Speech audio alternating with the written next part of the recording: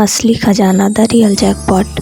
बहुत साल पहले ईरान देश के एक गांव में दारा नाम का एक गरीब चरवाहा रहता था। दिन भर में 2 वक्त की रोटी और भेड़ की ऊन से बने फटे पुराने कपड़े, बस इतना ही जुटा पाता था। पर फिर भी वह बड़ा खुश था। वह बड़े नेक, गुणी और बुद्धिमान था।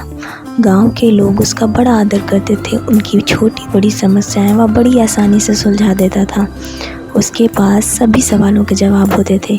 धीरे धीरे उसकी बुद्धिमानी की चर्चा ईरान के शाह के कानों तक जा पहुंची।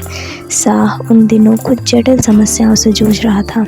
उसने अपने एक दूत को उस चरवाहा के पास भेजा और अपनी परेशानियां हल करने के लिए सुझाव मांगा।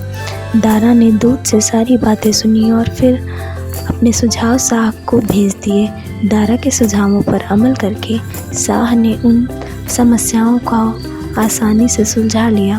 अब वह भी दारा की समझदारी का कायल हो गया था। शाह ने सोचा कि इतने समझदार बुद्धिमान आदमी के लिए गांव कोई उचित स्थान नहीं है, उसे तो दरबार में होना चाहिए। शाह ने दूत के हाथों दारा को बुलावा भेजा और अपने दरबार में एक अच्छे ओहदे पर जगह दे दी। दारा शाह के साथ दरबार में रहने लगा। शाह दारा की बुद्धिमानी इतनी प्रभावित हुआ कि वह उसके सुझाव के बिना कोई काम नहीं करता था। हर वक्त दारा शाह के साथ रहता था।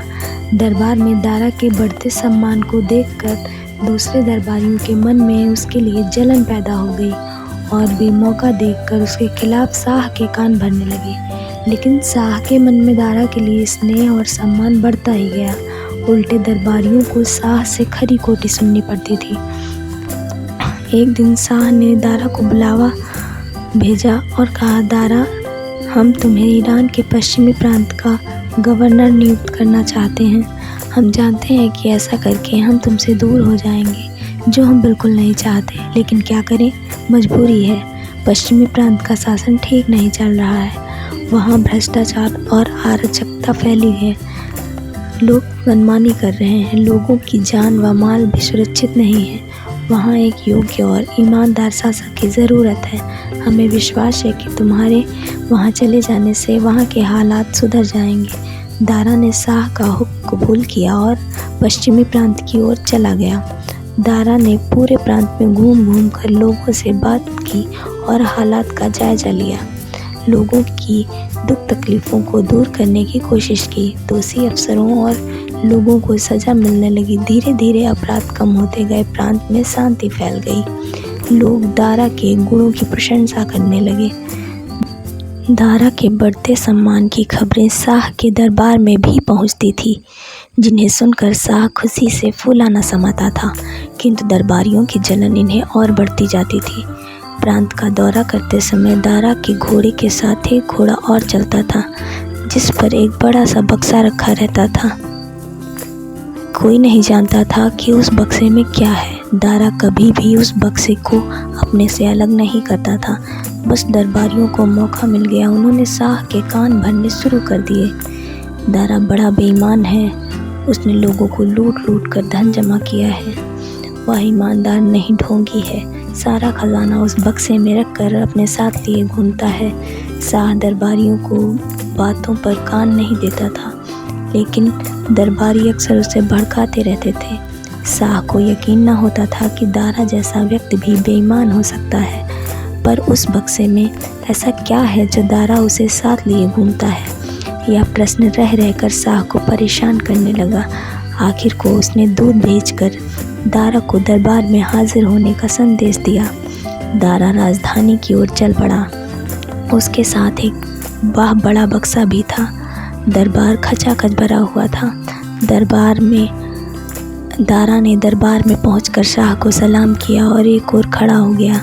दरबारी दारा और बक्से की ओर देखकर आपस में खुसर फुसर कर रहे थे। दारा ने बड़े अदब से कहा, शाह, मैं हाजिर हूँ, कहिए क्या हुक्म है? शाह बोला, हमने तुम पर यकीन किया, इज्जत दी, प्रांत का गवर्नर बनाया और तुमने हमारे साथ धोखा किया। बिल्कुल नहीं हुजूर।